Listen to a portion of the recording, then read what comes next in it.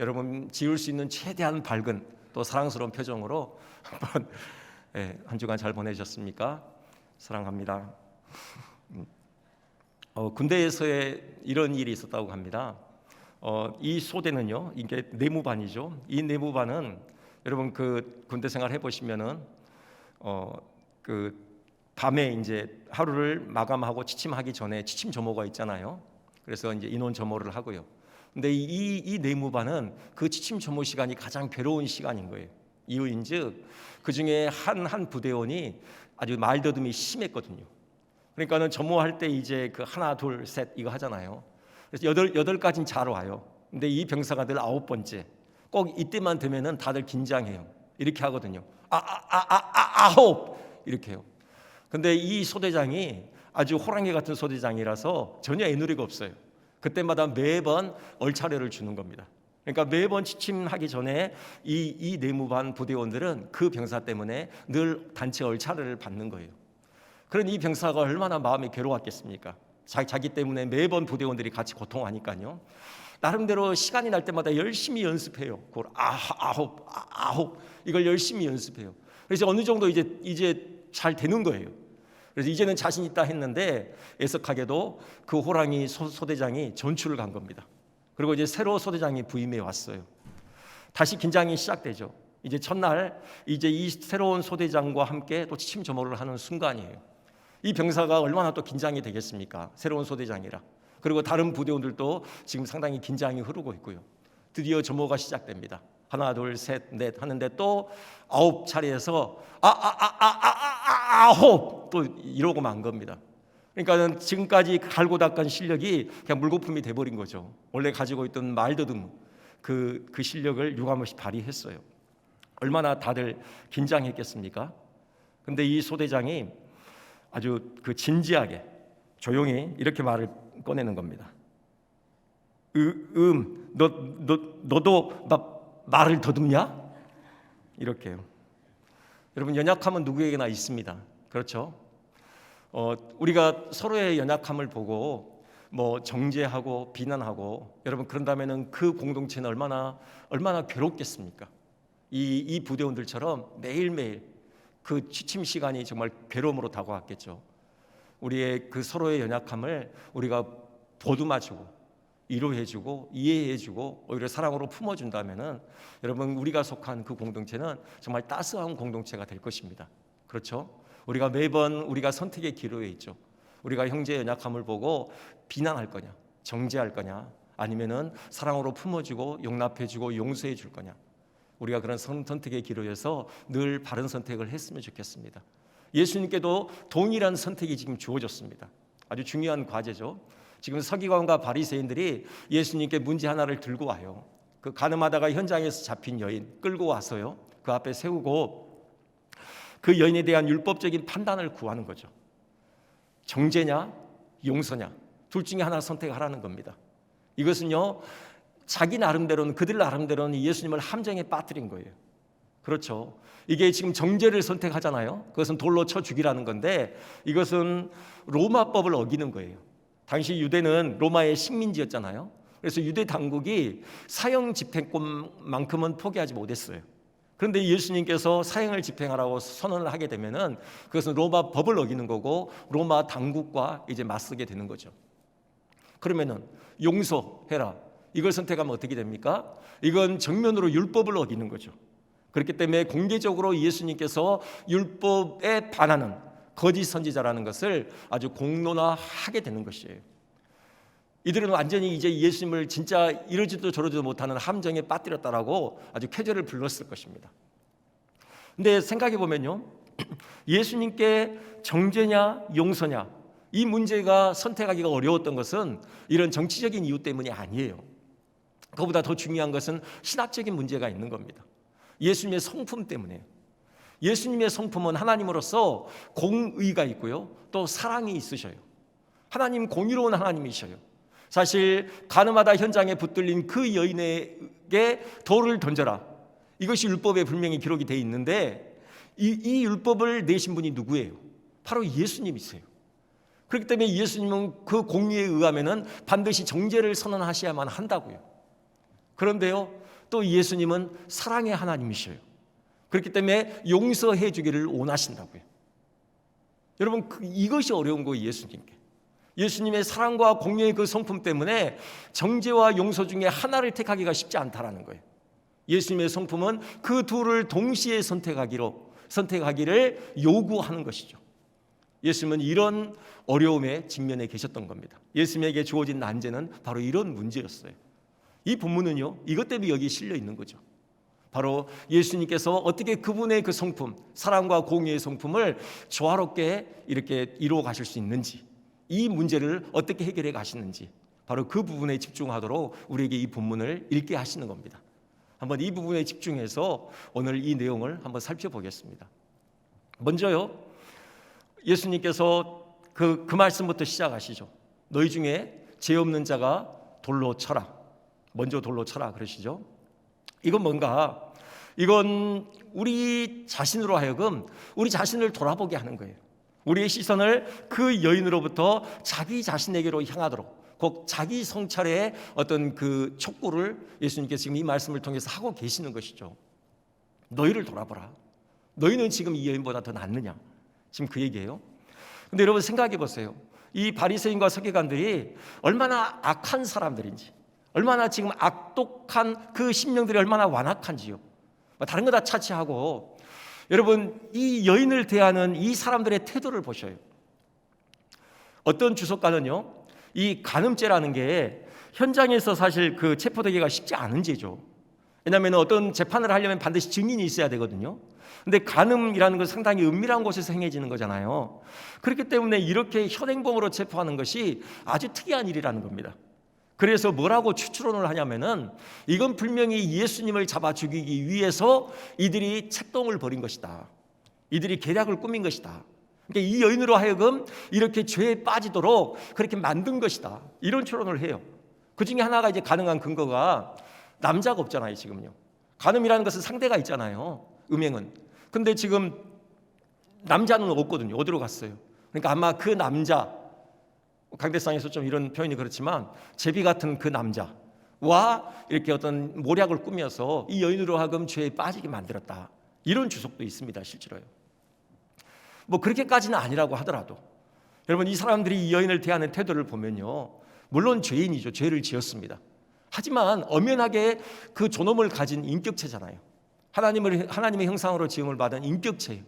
근데 전혀 이들의 태도에 있어서는 그 여인의 그 인격에 대한 존엄은 전혀 없어요. 전혀 고려해 넣지 않습니다. 그 여인을 끌고 오죠. 그래가지고 사람들 앞에 세워요. 여러분, 그렇게 돼 있죠. 3절 뒤에 보면은 음행 중에 잡힌 여자를 끌고 와서 가운데 세우고 그랬습니다. 여러분, 이 여인이 지금 사람들 앞에 그 모습으로 서 있을 때 얼마나 수치스러웠겠습니까? 그리고 얼마나 공포스러웠을까요? 지금 거의 죽음 직전까지 가 있는 거 아닙니까? 언제 자기를 향하여 돌이 날아올지 모르는 그 상황이에요. 정말 그 수치와 죽음의 공포로 이 여인은 그 온 몸과 영혼이 떨고 있었을 거라고요. 근데 이 사람들은 그 여인의 그런 처지에는 전혀 관심이 없어요. 전혀 고려 없습니다.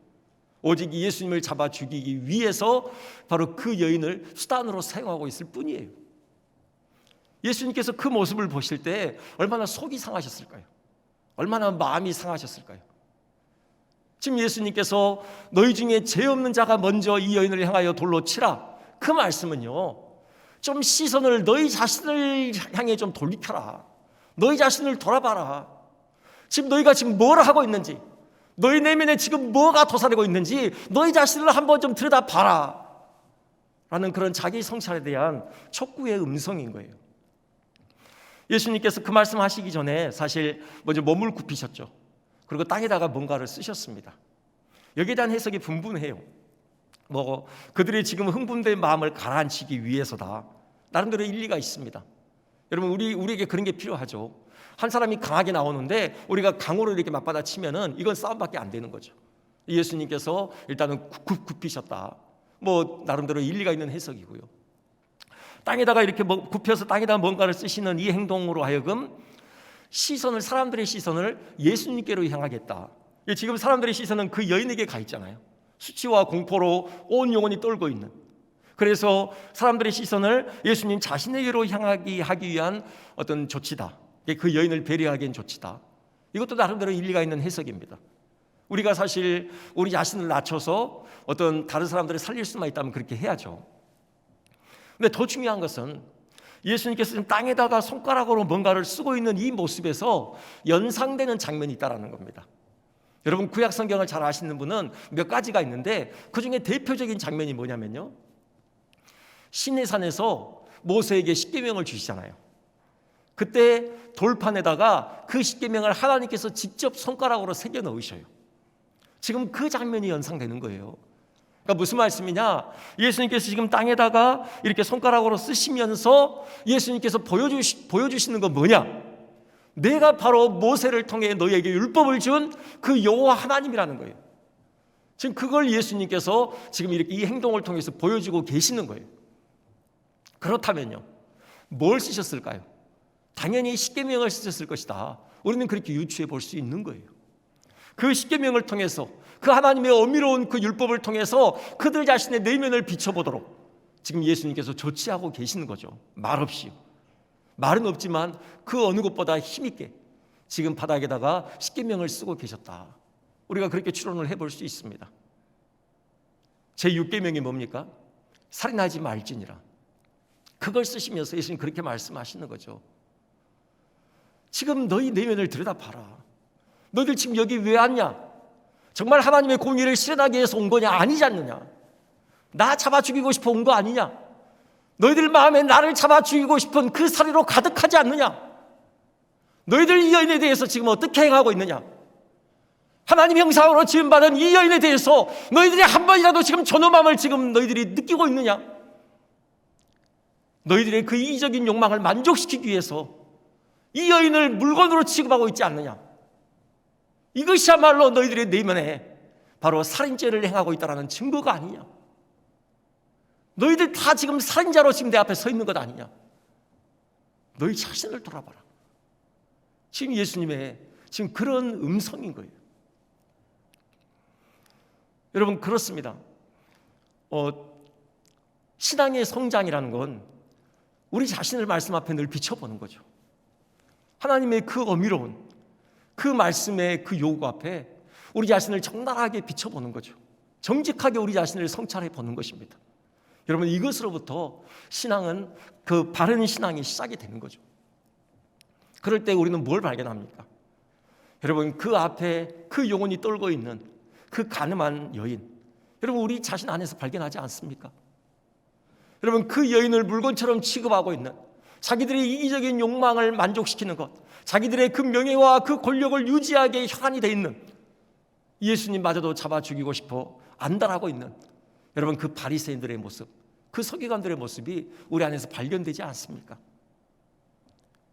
여러분 자기 자신에 대해서 처절하게 절망해 봐야 돼요. 거기서부터 은혜가 뭔지를 알게 되는 겁니다.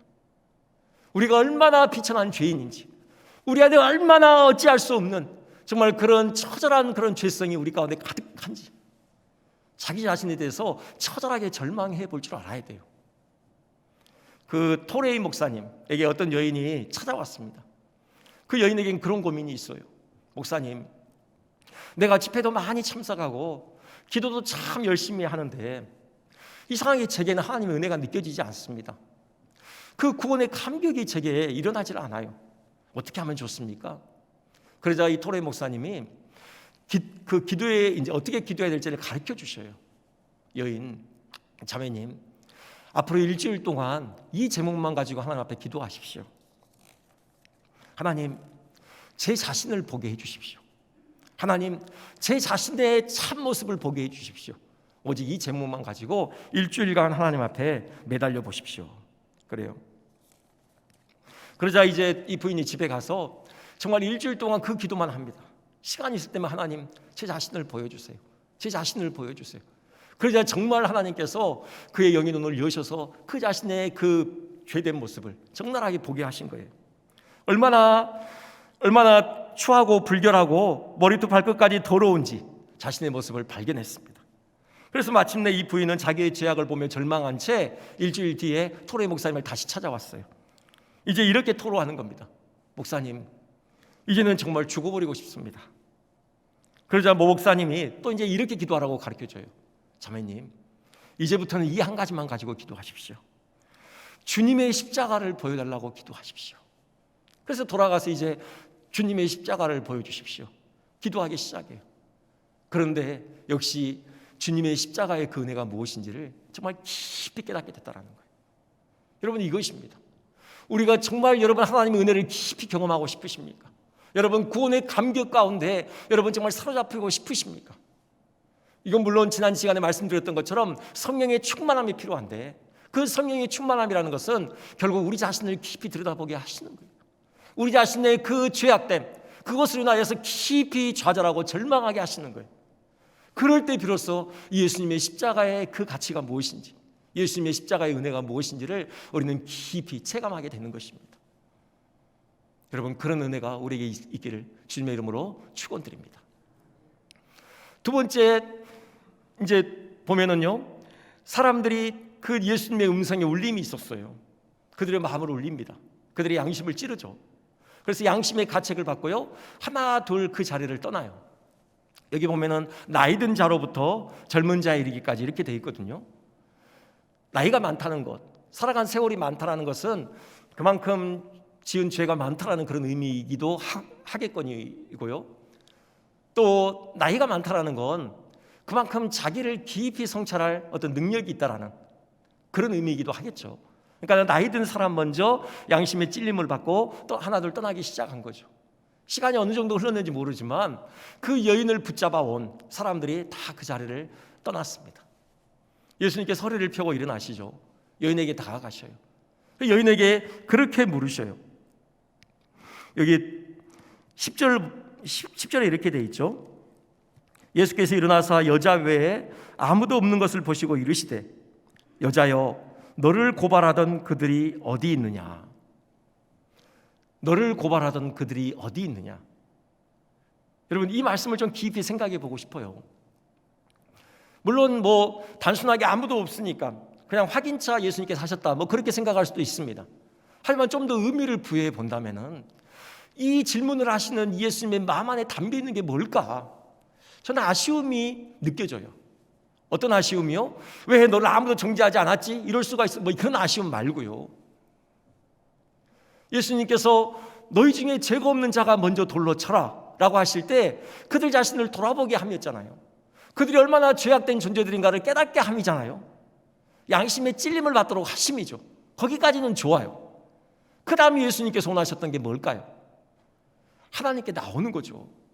그 상한 심령을 가지고 그 찔린 양심을 부둥켜 안고 어딘가로 도망쳐버리는 게 아니라 하나님께 나오는 것 아닙니까? 그 상하고 통해하는 심령을 가지고 하나님 앞에 무릎을 꿇기를 예수님께서 원하셨던 것이겠죠. 지금 예수님이 서 계신 곳이 어디예요?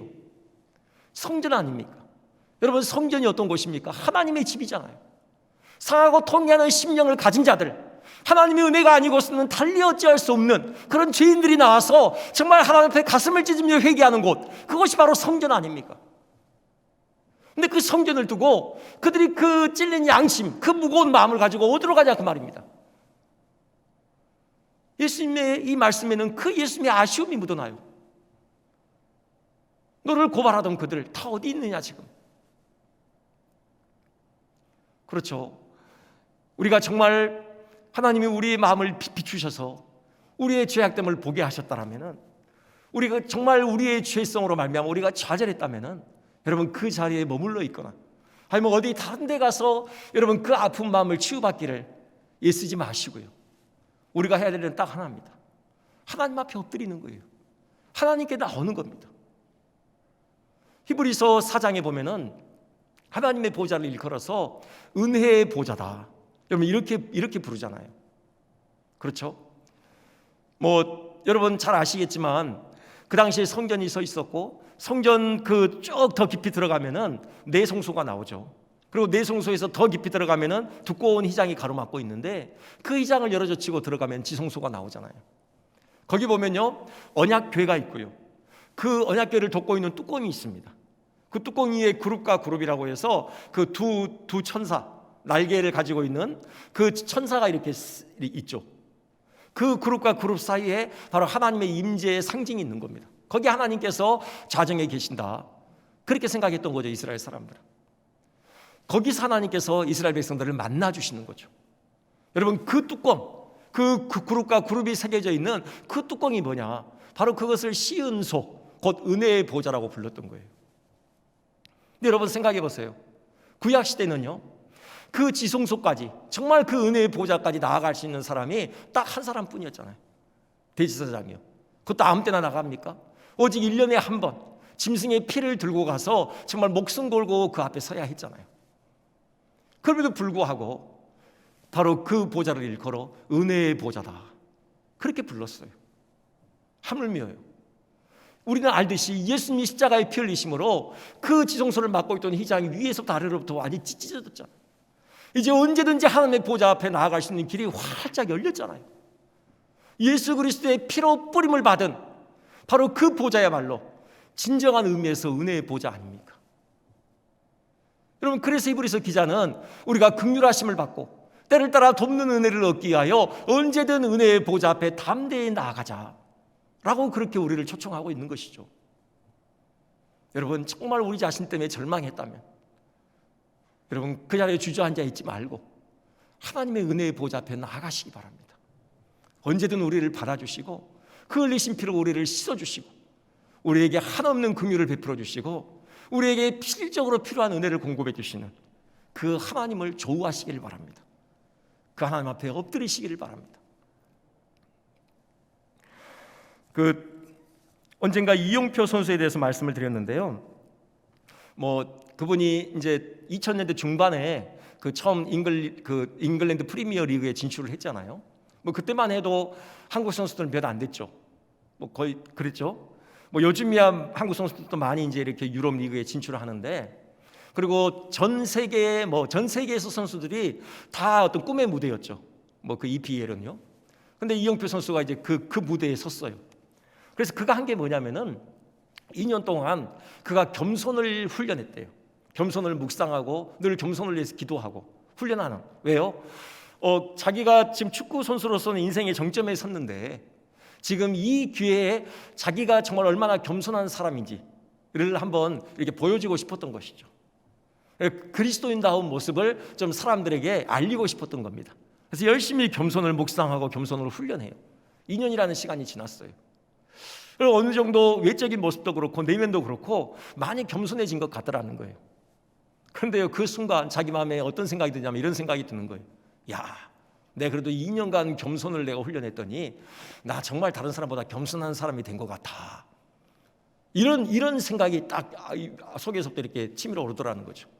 그러면서 무너진 겁니다. 그게 무슨 겸손입니까? 자기가 보더라도 그게 교만 아닙니까? 2년 동안 겸손을 훈련해 왔는데 결국 그 끝에 자기에게 드러난 모습은 여전히 교만이더라는 거예요. 그래서 좌절한 거죠. 그러면서 깨달은 게 뭐냐면은 사람은 어찌할 수 없구나. 정말 내 안에 이렇게 깊이 뿌리 박혀 있는 이 죄라는 거 정말 치료하기 쉽지 않은 아주 철저하게 내 안에 죄가 있구나. 어떻게 보면 내 자신 자체가 바로 죄구나. 이걸 깨달았다는 거예요. 그러면서 내가 하나님 앞에서 더 이상 겸손한 사람이 되려고 하지 말고 나는 겸손할 수 없는 존재라는 것을 하나님 앞에 인정하자. 이랬다는 거예요. 근데 여기서 끝이 아니라요. 그 다음에 그가 이런 고백을 해요. 그 허탈한 마음이 오래가지 않았는데요. 왜냐하면 자기 자신에 대한 실망감이 그로 하여금 오히려 하나님의 말씀 앞으로 더 가까이 나아가게 하게 했기 때문이라는 겁니다. 하나님 앞에서 겸손할 수 없는 자기의 교만한 마음을 솔직하게 고백하자 하나님께서 위로와 평안, 기쁨의 은혜를 허락해 주셨다라는 거예요. 그러면서 그가 쓴 그 글을 이렇게 마무리합니다. 이유와 조건 없는 하나님의 사랑, 우리는 지금 나의 모습 그대로 하나님께 나아가기만 하면 된다. 여러분, 그래요. 아무런 조건 없이 우리 모습 그대로 하나님 앞에 나아가면 하나님께서 우리를 품어주시는 겁니다. 우리를 새롭게 하시는 그 하나님 은혜를 경험하게 되는 거예요. 여러분, 그런 은혜가 있으시기를 주님 이름으로 또 축원드립니다. 우리 마지막으로 한 가지, 이제 정말 중요한 엑기스죠. 예수님 앞에 주어진 그 선택, 정죄냐 용서냐. 예수님이 뭘 선택하시죠? 용서죠. 여러분 그게 11절이죠. 11절 뒷부분에 예수께서 이르시되 나도 너를 정죄하지 아니하노니 이렇게 되어 있습니다. 정죄하지 않으셔요. 그러면 우리가 생각해 볼 것은 그러면 예수님께서 지금 이 여인을 용서하심으로 지금 하나님의 그 공의로운 성품은 포기하신 거냐? 여러분 그건 아니에요. 예수님 고민하시다가 공이냐 사랑이냐 공이냐 사랑이냐 사랑이다. 예수님이 이렇게 한 가지를 선택하신 게 아니라고요. 아까도 말씀드렸지만 이 죄를 범했을 때 돌로 침을 받아 죽어야 한다. 이 율법을 누가 내셨어요? 예수님께서 내신 거예요. 예수님께서 그 율법을 스스로 무시하시지 않는다고요. 지금 새벽 예배 때 지금 창세기를 보고 있는데요. 그 노아 홍수 심판을 보면서 하나님의 공의가 무엇인지를 다시금 절감하게 됐습니다. 여러분 그렇잖아요. 하나님께서요 세상에 죄가 가득하자 사람 지으심을 한탄하시고 세상을 물로 쓸어버리기로 결단하셔요. 근데 정말로요 물로 다 쓸어버리십니다. 딱 한 사람 노아와 그 가족만 남겨놓고요. 그건 하나님의 그 계획을 위해서요 정말 물로 다 쓸어버리셔요. 여러분 40일 동안요 하늘의 창이 열려서 비가 막 물폭탄처럼 쏟아지고요. 땅에서 깊음에 그 샘이 터져가지고 막 물이 솟아올라요. 40일 동안 주야로요. 그래서 온 땅을 물이 다 덮어버립니다. 그 시간이 150일 동안. 그러니 지면에 살아남은 사람이 아무도 없어요. 완전히 다 쓸어버리시는 거예요. 여러분 말이 그렇지 여러분 생각해 보세요. 오직 노아와 그 가족 외에 모든 사람들을 다 물로 쓸어버리신다는 거예요. 어떻게 철저히 심판하시는지 하나님의 그 공의를 다시금 절감하게 됐어요. 이 공의를 하나님이 포기하신 게 아니에요. 이걸 잠깐 뒤로 이렇게 밀쳐놓으신 게 아니라고요. 그러면 나도 너를 정죄하지 않는다. 여러분 이 선에는 뭐가 있는 거예요? 십자가가 있는 거예요. 십자가요. 예수님께서 그 공의를 만족시키는데 그 여인을 향하여 던져져야 될 그 돌을 당신이 대신 여인 대신 맞으신다라는 겁니다. 그 여인이 지은 죄에 대한 대가를 당신이 십자가에서 대신 치르시기로 결단하시는 거예요. 그게 이 안에 지금 전제되어 있는 겁니다. 나도 너를 정죄하지 않는다. 그 선에는요 네가 지은 그 죄에 대한 정당한 대가를 내가 대신 십자가에서 피 흘림으로 갚겠다. 네가 맞아야 될 그 돌을 내가 대신 맞겠다. 여러분 그 선언이 그 안에 전제되어 있는 것입니다. 그럼으로써 예수님께서 그분의 공의로운 성품과 그분의 사랑의 성품을 동시에 만족시키시는 거예요. 이것이 예수님께서 우리에게 내놓으시는 해답이에요. 우리는 그런 은혜를 입은 자들이에요. 여러분 나아가서요 예수님께서 뭐라고 하셔요? 그 여인에게요 가서 다시는 죄를 범하지 말라 그렇게 말씀하셔요. 가서 다시는 죄를 범하지 말라. 그러니까 죄 용서 그 자체가 목적이 아니라요. 그걸 통해서 어디까지 가야 돼요?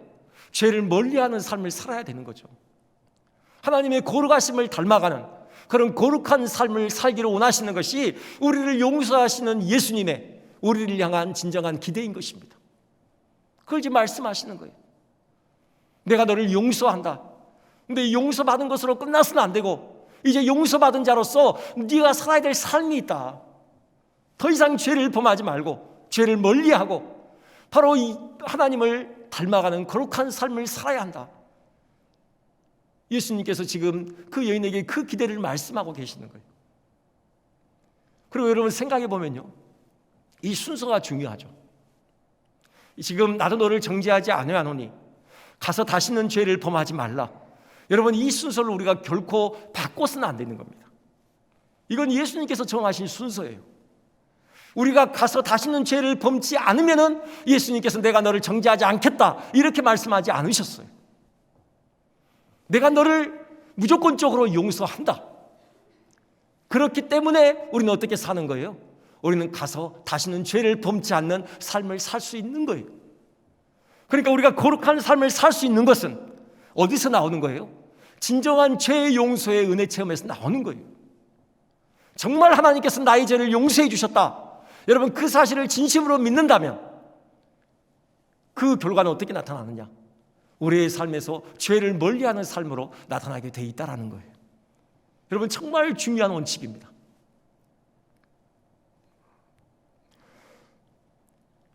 이 여인이 이후에 어떻게 살았을지 사실 그려놓지 않았어요. 하지만 우리는 얼마든지 추정해 볼 수 있습니다. 예수님을 이렇게 만나기 전의 삶과는 분명히 다르지 않았겠습니까? 그랬겠죠. 이 여인은 가늠하다가 그 현장에서 붙들렸을 때 이미 죽음을 예감했어요. 그는 죽었다고 생각했습니다. 이제 꼼짝없이. 그런데 지금 예수님을 만남으로 예수님에 의해서 살림을 받았잖아요. 그 죄의 용서함을 받았다고요. 죄책으로부터 자유케 됐다고요. 새로운 삶이 그에게 부여된 것 아닙니까?